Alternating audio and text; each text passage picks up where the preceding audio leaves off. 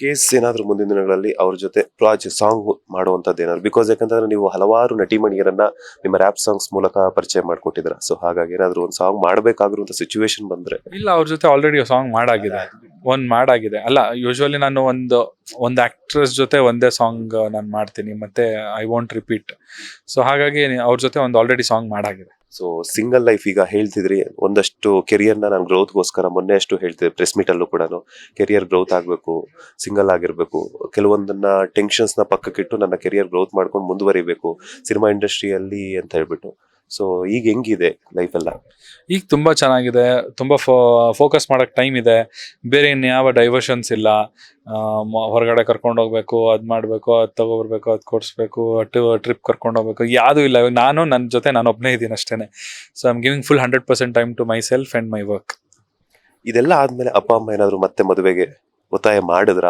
Because ನಿಮ್ಮ ಮನ್ಸಲ್ಲಿ ಏನಾದ್ರು ಬಂತ? ಬಿಕಾಸ್ ಯಾಕಂತಂದ್ರೆ ನಾವು ಸುಮ್ಮನೆ ಇದ್ರು ಕೂಡ ನಮ್ಮ ಲೈಫ್ ಅಲ್ಲಿ ಒಂದ್ 4 ಜನ ಮಾತಾಡ್ತಿರ್ತಾರೆ, ಮಾಡ್ಕೊಳ್ಳಿ, ಒಬ್ನೇ ಇರೋದ್ ಬೇಡ ಅಂತ ಅಪ್ಪ ಅಮ್ಮನಿಗೂ ಹೇಳ್ತಿರ್ತಾರೆ. ಅವ್ರು ವಾಕಿಂಗ್ ಹೋದಾಗ ಆಗಿರ್ಬೋದು, ಯಾವ್ದೋ ಒಂದು ಫಂಕ್ಷನ್ ಅಟೆಂಡ್ ಮಾಡಿದಾಗ ಆಗಿರ್ಬೋದು, ಹಂಗೆ ಬಿಡಬೇಡಿ, ಅವ್ರಿಗೂ ಒಬ್ಬ ಲೈಫ್ ಪಾರ್ಟ್ನರ್ ಬೇಕು ಅಂತ ಹೇಳ್ಬಿಟ್ಟು. ಸೊ ಏನ್ ಹೇಳ್ತೀರಾ?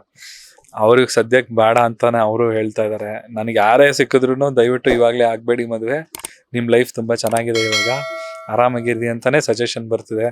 ಎಲ್ಲೋ 100ರಲ್ಲಿ 1 ಅಥವಾ 2 ಜನ ಮಾತ್ರ ಮದುವೆ ಆಗಿ ಅಂತ ಹೇಳ್ಬೋದು. 99 ಜನ ಮಾತ್ರ ಆರಾಮಾಗಿದೆ ಸರ್, ನಿಮ್ ಲೈಫ್ ಹಿಂಗೆ ಇದ್ಬಿಡಿ. ಸಿಂಗಲ್ ಲೈಫ್ ಬೆಟ್ರಾ, ಮದುವೆ ಲೈಫ್ ಬೆಟ್ರಾ? ಸಾಧನೆ ಮಾಡೋರಿಗೆ single life better sir.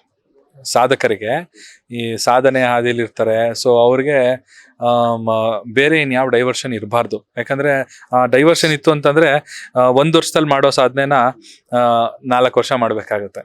So ಆ ಟೈಮ್ ವೇಸ್ಟ್ ಮಾಡೋ ಬದಲು, ಸೊ ಕಂಪ್ಲೀಟ್ ಆಗಿ if U C I am very focus ನಾವು. ಸೊ ಇವಾಗ ನಾನು ಈಗ ನೆಕ್ಸ್ಟ್ ಮಂತ್ ಮತ್ತೆ ಒಂದು ಸಾಂಗ್ ರಿಲೀಸ್ ಮಾಡ್ತಾ ಇದ್ದೀನಿ. ಅವಾಗ ನನಗೆ ವರ್ಷಕ್ಕೊಂದು ಸಾಂಗ್ ಮಾಡೋಕ್ಕೇನೆ ನನಗೆ ಕಷ್ಟ ಆಗ್ತಾ ಇತ್ತು. ಸೊ ಇವಾಗ ಸೋ ಫೋಕಸ್, ನನಗೆ ಬೇರೆ ಇನ್ಯಾವ ಡೈವರ್ಷನ್ ಇಲ್ಲ. ಸೊ ಇನ್ನೊಂದು ನೆಕ್ಸ್ಟ್ ಬೇಸಿಗೆ ರಜಾ ಬಂದ ತಕ್ಷಣ ಮಕ್ಕಳಿಗೆ ಒಂದು ಸಾಂಗ್ ರಿಲೀಸ್ ಮಾಡ್ತಾ ಇದ್ದೀನಿ.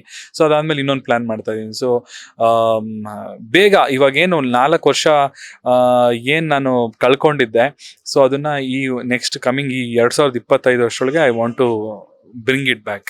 ಎಲ್ಲ ಒಂದ್ ಕಡೆ ಕಾಡ್ತಿದ್ಯಾ 4 ವರ್ಷ ನನ್ನ ಟೈಮ್ ವೇಸ್ಟ್ ಆಯ್ತಲ್ಲ? ಬಿಕಾಸ್ ಲೈಫ್ ಅನ್ನೋದು ಇವತ್ತು ನಾವೇನ್ ಟೈಮ್ ಸ್ಪೆಂಡ್ ಮಾಡಿರ್ತೀವಿ, ಇನ್ನೊಂದು 5 ನಿಮಿಷಕ್ಕೆ ಆ ಟೈಮ್ ಸಿಗಬೇಕು ಅಂದ್ರೆ ತುಂಬಾ ಕಷ್ಟ ಆಗುತ್ತೆ. ಬಿಕಾಸ್ ಆಗಿನ ಕ್ಷಣ ಹಾಗೆ ಎಂಜಾಯ್ ಮಾಡಬೇಕು. ಟೈಮ್ ವೇಸ್ಟ್ ಅಂತ ಹೇಳಕ್ಕಾಗಲ್ಲ, ಯಾಕಂದ್ರೆ ಆ ಟೈಮ್ ಚೆನ್ನಾಗೇ ಇತ್ತು. ಸೊ ಇಬ್ರು ಒಟ್ಟಿಗೆ ಇದ್ದಾಗ ಖುಷಿಯಾಗಿದ್ವಿ. ಬರೀ ಬ್ಯಾಡ್ ಮೆಮರೀಸ್ ಅಷ್ಟೇ ಅಲ್ದಲೆ ಸಾಕಷ್ಟು ಗುಡ್ ಮೆಮರೀಸ್ ಕೂಡ ಇದೆ. ಸೊ ಹಾಗಾಗಿ ಟೈಮ್ ವೇಸ್ಟ್ ಅಂತ ಏನಿಲ್ಲ, it was a very good experience. Latest ಹಾಗೂ ಇಂಟ್ರೆಸ್ಟಿಂಗ್ ಸುದ್ದಿಗಳಿಗಾಗಿ ಬಾಸ್ ಟಿವಿ ಕನ್ನಡ ಚಾನೆಲ್ನ ಸಬ್ಸ್ಕ್ರೈಬ್ ಮಾಡಿ, ಹಾಗೆಯೇ ಬೆಲ್ ಐಕಾನ್ ಪ್ರೆಸ್ ಮಾಡಿ. ಇದರ ಜೊತೆಗೆ ಫೇಸ್ಬುಕ್, ಇನ್ಸ್ಟಾಗ್ರಾಮ್, ಎಕ್ಸ್ ನಲ್ಲೂ ಮಿಸ್ ಮಾಡದೆ ಫಾಲೋ ಮಾಡಿ.